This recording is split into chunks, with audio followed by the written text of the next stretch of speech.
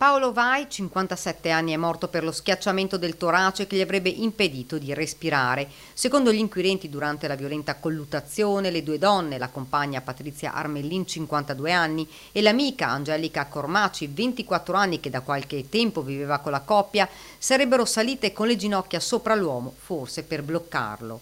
Non solo, ma Vai, trovato seduto su un divano letto, non sarebbe stato trascinato ma ucciso nella stessa stanza dove è stato trovato il corpo. Questi i risultati degli accertamenti effettuati dagli inquirenti lo scorso 7 agosto. I carabinieri infatti avevano esaminato gli interni dell'appartamento con il luminol alla ricerca di tracce biologiche, ma nulla è stato trovato in corridoio.